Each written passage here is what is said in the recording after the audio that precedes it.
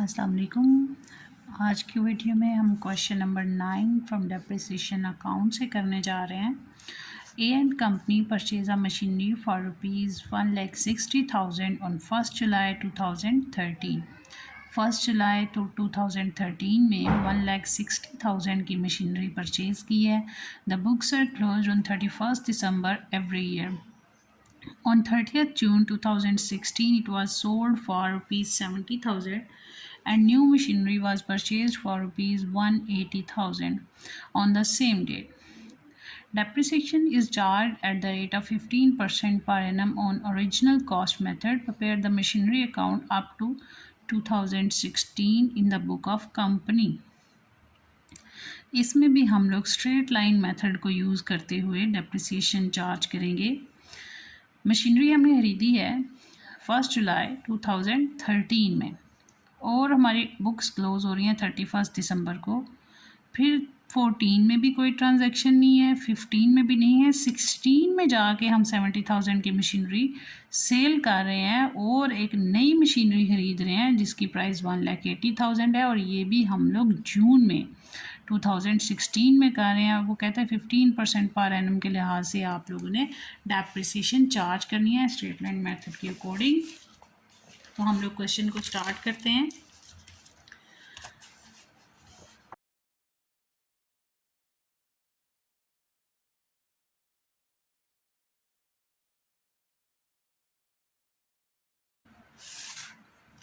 ये हमारे पास फॉर्मेट है। हमने मशीनरी अकाउंट बनाना था।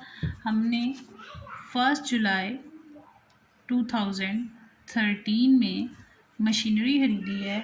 तो जब हम मशीनरी ख़रीदते हैं तो हमारे पास क्या एंट्री होती है? Machinery account debit to cash account credit. Its means कि डेबिट साइड पे हम लोग 1,60,000 लिखेंगे, जबकि ये हमारे पास मशीनरी अकाउंट है तो हम जिसका अकाउंट बनाते हैं उसका नाम अंदर हम नहीं लिखते। इसके बिहाफ पे कैश क्रेडिट हुआ था, हम कैश का नाम यूज़ करेंगे कैश अकाउंट। फिर हमें इसे 31 दिसंबर को डेप्रिशिएट करना है तो यहाँ पे डेप्रिसिएशन अकाउंट लिखेंगे।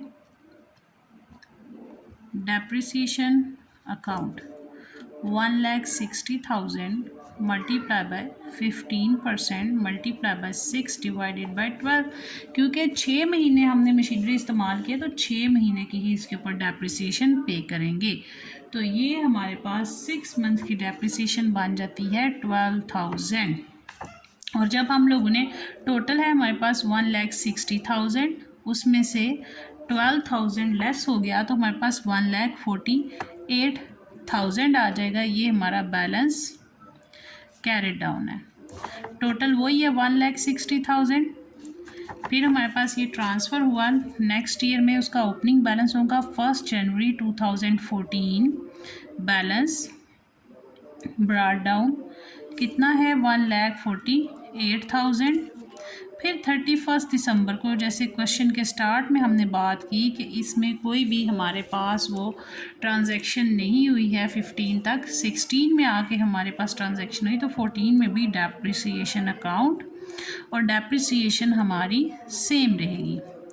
यहाँ पे हमारे पास हाफ ईयर की थी फर्स्ट ईयर में क्योंकि 1 जुलाई को लिया, लेकिन यहाँ पे पूरे साल की डेप्रिसिएशन होगी। तो हमारे पास ये कितनी बनती है? 24,000, क्योंकि हाफ ईयर की 12,000 बनी थी जबकि पूरे साल की इसकी 24,000 है।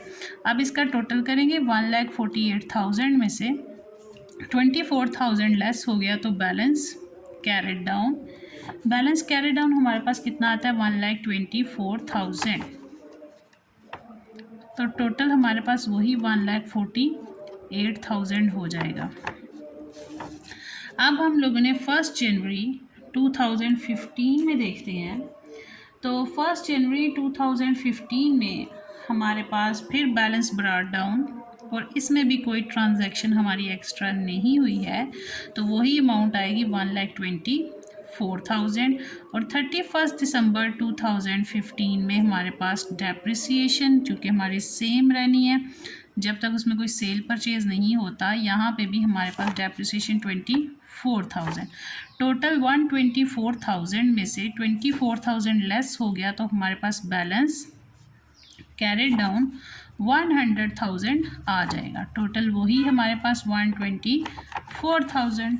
अब इसको हम लोग नेक्स्ट ईयर में ट्रांसफ़र करेंगे। 1 जनवरी 2016 में बैलेंस ब्रॉट डाउन कितना हमारे पास आएगा 100,000। अब इसके ऊपर देखा था हमने क्वेश्चन में कि 2016 में हमने जो है वो जुलाई में आके जून में 30 जून को नई मशीनरी खरीदी थी, तो यहाँ पे 30 जून लिखेंगे और 30 जून को जो हमने मशीनरी खरीदी उसकी अमाउंट क्या थी उसे हम लिखेंगे कैश अकाउंट। अब देखिए यहाँ पे हमारे पास क्वेश्चन में बात हुई है कि हमने कितने खरीदी है 1,80,000 की, और उसी टाइम हमने सेल की है 70,000 की। तो हमने इसे यहाँ पे रिकॉर्ड कर लिया, कितने की खरीदी 1,80,000 की। अब जो हमने खरीदी है और जो बेची है 30 जून 2016 में बेची है, तो उसके ऊपर 6 महीने की डेप्रिसिएशन भी लिखेंगे। तो डेप्रिसिएशन अकाउंट, क्योंकि हमारी इसमें सारे साल के लिए सेम डेप्रिसिएशन है, तो पूरे साल की 24,000 थी, लेकिन हाफ ईयर की कितनी बनेगी 12,000, क्योंकि छठे महीने के बाद ये सेल कर रहे हैं तो हम उसकी डेप्रिसिएशन मेंशन करेंगे। फिर हमने कितने की बेची है उस अमाउंट को लिखेंगे कैश अकाउंट। हमने बेची है 70,000 की। अब हमने देखना है इसमें हमें प्रॉफिट हो रहा है या लॉस हो रहा है, तो उसके लिए हम calculation of profit and loss या कॉस्ट ऑफ मशीनरी सोल्ड लिखेंगे रुपीज़, कैश प्राइस या फिर परचेज प्राइस ऑफ मशीनरी। कितनी परचेज प्राइस इसकी थी वो हमने जब खरीदी तो हमारे पास 1,60,000 था, 1,60,000। अब हम इसमें से करेंगे लेस डेप्रिसिएशन, ठीक है, डेप्रिसिएशन ऑफ फर्स्ट ईयर, ठीक है, फिर हमारे पास डेप्रिसिएशन ऑफ सेकेंड ईयर, फिर डेप्रिसिएशन ऑफ थर्ड ईयर, फिर हमारे पास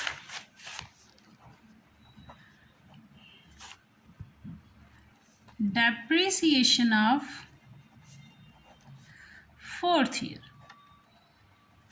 ठीक हो गया। यहाँ पे हमारे पास फर्स्ट ईयर में डेप्रिसिएशन है 12,000, वो हम लिखेंगे 12,000। सेकेंड ईयर में 24,000, तो 24,000। थर्ड ईयर में 24,000, तो वो भी लिख ली 24,000। फोर्थ ईयर में हमारे पास इसकी है 12,000, ठीक है, फोर्थ ईयर में हमारे पास इसकी है 12,000, वो हमने लिख ली। अब हम इनका टोटल कर लेंगे, तो हमारे पास 2 time 24 I, that is 48,000। 48,000 plus 12,000, तो हमारे पास 60,000 होगी। 24 48 प्लस 12,000, हमारे पास कितना हो गया 60,000। फिर हमारे पास 12,000 और 72,000 हमारे पास टोटल जो है वो डेप्रिसिएशन की अमाउंट हो गई। कितने का हमने खरीदा था 1,60,000 का, और इसमें से जब हम डेप्रिसिएशन माइनस करेंगे जो कि हमारी कितनी बन रही है 72,000। जब 72,000 उसमें से लेस हो जाएगा तो हमारे पास रिमेनिंग अमाउंट कितनी रह जाती है 98,000, दैट इज़ 88,000 हमारे पास रह जाती है। तो ये आ गई बुक वैल्यू ऑफ मशीनरी, ये बुक वैल्यू ऑफ मशीनरी आ गई हमारे पास 88,000। तो अब क्या है, अब हमारे पास जो इसकी सेल प्राइस है less sale price of machinery. Sale price हमारी कितनी है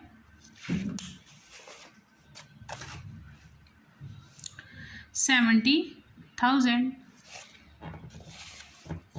अब 70,000 जो है उसकी सेल प्राइस है, तो क्या ये हमारे पास प्रॉफिट है? ये हमारे पास लॉस है। कैसे लॉस है? क्योंकि बुक वैल्यू तो 88,000 है, लेकिन हमें जो 88,000 की चीज़ थी वो 70,000 में बेचनी पड़ रही है, तो हम तो लॉस में हैं।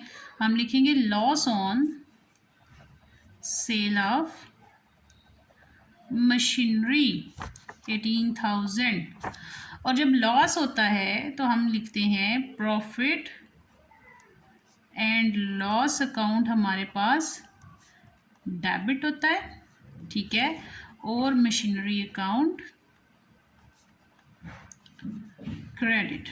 सो इसकी क्रेडिट साइड पे यहाँ पे हम लिखेंगे प्रॉफिट एंड लॉस अकाउंट कितने से? 18,000 से। अब ये तो हो गया पहली मशीनरी का काम, वो तो हमने सेल कर दी। अब जो दूसरी खरीदी थी, अब 31 दिसंबर को उसके ऊपर डेप्रिसिएशन पे करेंगे, तो अब 1,80,000 का 15% लेंगे और उसे मल्टीप्लाई बाय 6 डिवाइडेड बाय 12 करेंगे, क्योंकि 6 मंथ के लिए डेप्रिशिएट करना है। देखेंगे डेप्रिसिएशन अकाउंट, क्योंकि ये तो हमने पहले वाली मशीनरी सेल की है, तो जो अब नई मशीनरी खरीदी है उसके ऊपर हमने डेप्रिसिएशन चार्ज करनी है। हम लिखेंगे 1,80,000 मल्टीप्लाई बाय 15%। तो इसको मल्टीप्लाई करके हमारे पास आ जाता है almost 27,000, but we need for 6 month. हम 6 महीने की डेप्रिसिएशन लेंगे, तो क्योंकि हमने 6 महीने इस मशीनरी को इस्तेमाल किया, हमने 30 जून को खरीदी थी, तो 30 जून से दिसंबर तक अगर हम लोग देखें तो हमारे पास ये सिर्फ और सिर्फ 6 महीने बनते हैं, तो इसलिए 6 डिवाइडेड बाय 12 किया, तो ये 13,500 आएगा। अब हम लोग इसका टोटल करेंगे, ये हमारे पास कितना बनता है? 2,80,000। और इधर हम बाकी रिमेनिंग बैलेंस कैरेट डाउन कर देंगे, और वो हमारे पास आ जाएगा जी, वो हमारे पास आ जाएगा 1,66,500। इसके साथ हमारा क्वेश्चन 9 कंप्लीट होता है। एक दफ़ा फिर आप कैलकुलेशन हम देख लेते हैं। इसमें हमारे पास परचेज प्राइस ऑफ मशीनरी है, हमने कितने की मशीनरी खरीदी थी? 1,60,000 की, तो हमने यहाँ पे मेंशन किया 1,60,000 less depreciation of first year में 12,000 थी, जो कि हाफ ईयर की थी, वो हमने लिख ली। फिर हमारे पास सेकेंड ईयर में डेप्रिसिएशन 24,000 है, ये सेकेंड ईयर की। फिर थर्ड ईयर में 24,000 है, और फिर फोर्थ ईयर में उस एसेट को हमने सेल किया है, तो उसकी हाफ ईयर किया है, क्योंकि जून में सेल किया, तो जून में इसकी डेप्रिसिएशन भी लिखेंगे। कैश प्राइस उसकी 70,000 की, क्योंकि हमने 70,000 की बेची है। जब बेचते हैं तो हमारे पास कैश डेबिट और मशीनरी अकाउंट क्रेडिट हो जाता है, इसलिए हमने इसकी क्रेडिट साइड पे कैश अकाउंट लिखा है। अब देखने के लिए कि प्रॉफिट एंड लॉस हुआ है, हमने कैलकुलेशन किया, जिसमें हमने मशीनरी की प्राइस लिखी है और चारों साल की डेप्रिसिएशन हमने 1 बाय 1 लिख के उसका टोटल किया। 72,000 आया है। 1,60,000 में से 72,000 को लेस किया तो 88,000 आ गया। ये हमारे पास बुक वैल्यू ऑफ मशीनरी है। Less sale price of machinery, तो सेल प्राइस कितनी है? हमारे पास 70,000 है, तो इट्स मीन कि book value is greater than sale price. तो जब बुक वैल्यू ज़्यादा होती है और सेल प्राइस कम होती है तो हम लॉस में होते हैं। तो ये मैंने आपको लॉस की एंट्री भी बताई है, इसे यहाँ पर मैंने loss on sale of machinery लिखा है, वो 18,000 है। इसके साथ ये क्वेश्चन कंप्लीट होता है। थैंक यू, अल्लाह हाफिज़।